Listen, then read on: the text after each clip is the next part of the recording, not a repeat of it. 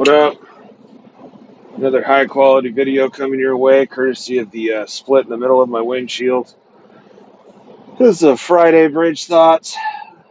I recorded two Bridge Thoughts yesterday with a little more energy, but I don't know, they just sucked. I don't know if it's memory on my phone or they had glitches in them.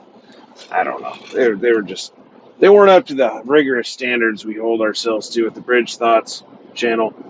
So I apologize for missing you yesterday. They were great though. They would have been great. They would have been awesome. So, first thing first, shout outs, because I've been forgetting them recently. First shout out is to Trucking with T-Bone's APU. That's right. The Trucking with T-Bone, if you don't watch, I don't know why I'm giving him a shot, because he's up in that 1,000 subscriber club. He's not a drama shit talking channel, but he is a funny dude, and you can actually learn. I think everyone knows T-Bone. He was at GP Transco for a while. Now he's got that badass blue Western Star and that cool black trailer. He has an APU that runs once a month or so for a day. He's a good dude. Oh, and he's really good at getting merch from other YouTubers. People just run by and throw him hats and pens and, I don't know, clipboards and flat screen TVs and stuff. That's our boy T-Bone. I'm pretty sure everyone watches me. Probably watches him. But if not, you do need to check out T-Bone. And I will put his channel in the description. Second shout out would be to as in also, or aimed at, the local guy number 2, as in the number 2, numeral 2, as in the local guy's alter ego side channel. The local guy left us a while back. I guess he was at VOC, and that didn't work out, or I don't know. I don't know the story. It isn't mine to tell. But he's not doing trucking, but he does have some great rant videos and just thoughts and perspectives on life. He did an awesome tribute video. He did a Bridge Thoughts the other day. So if you're annoyed by the local guy, but you still kind of want to hear what he has to say, I will also put that in the description. So check that out. All right. Topic of today is I'm pissed off about my fuel card. So get ready for a rant. As a local driver, so here's the deal. Twice a week, there's a fuel service that comes to our yard and fills the trucks up, which is awesome. So I only have to buy fuel, or actually, fuel myself once, maybe twice a week. It's pretty cool. It's a good setup for me. I come in Monday morning, truck's completely topped off. It's great. However, with that being said, this week my truck missed it because it was in the shop getting tires and it just didn't get fuel in it. So yesterday, I get down to about a quarter tank. I got 100-gallon tanks. No biggie. I can get through my day. I don't drive that far. Towards the end of the day, I was like, well, they're not going to fuel again till Saturday, and I don't want to get caught out here with no fuel, obviously. So I'm going to go ahead and fuel up.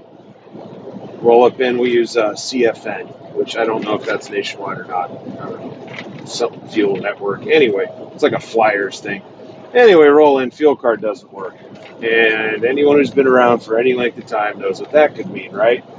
So I'm like, all right, I probably put the pin in wrong. No.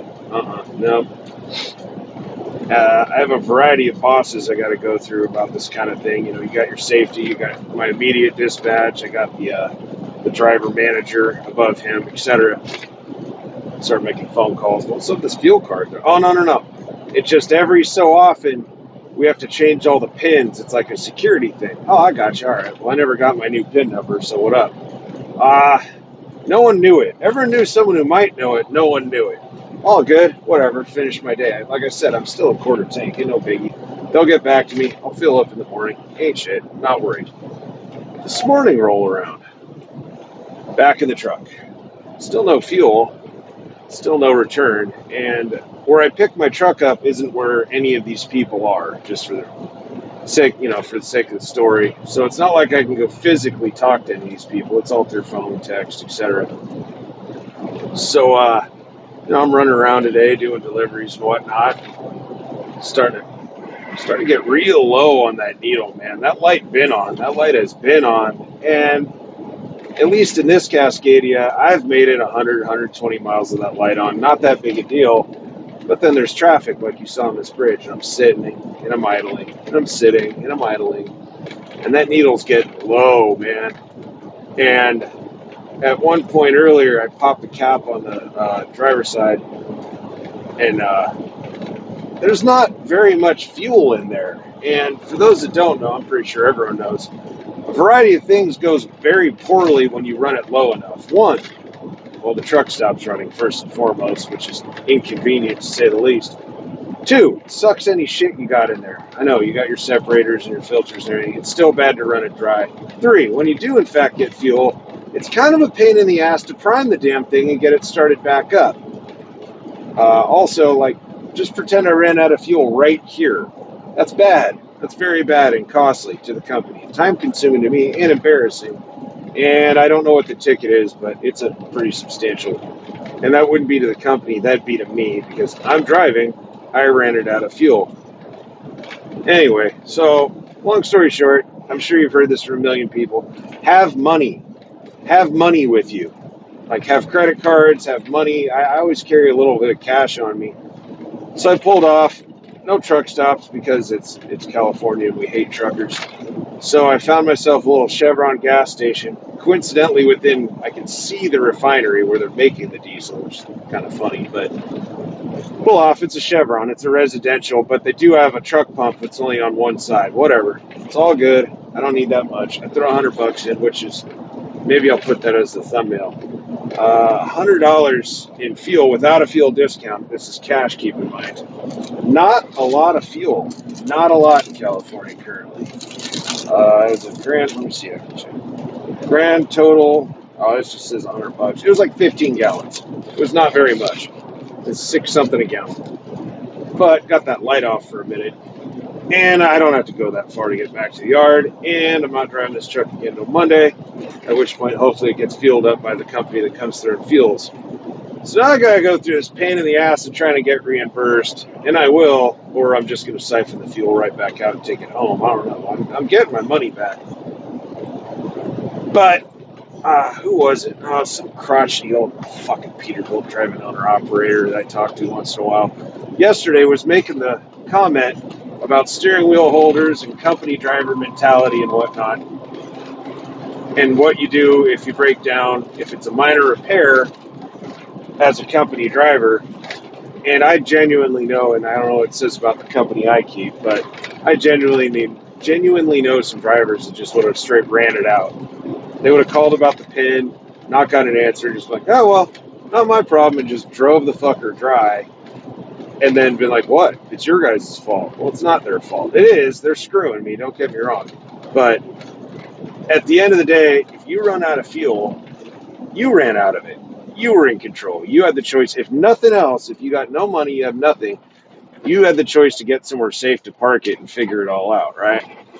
So I didn't do that. I just did what I had to do, I guess. And that's what we were talking about with minor repairs versus calling breakdown versus calling roadside. You have an airline with a leak in it that you could probably cut off a little and make it work, or you got a little oil leak that you could keep topping off, not a huge one, a little one. Or, I don't know, let's say your coolant temp sensor went bad and it kept trying to go into limp mode. You know, it's things like that. You know, you can do the infamous paper clip trick, I guess. Things like that.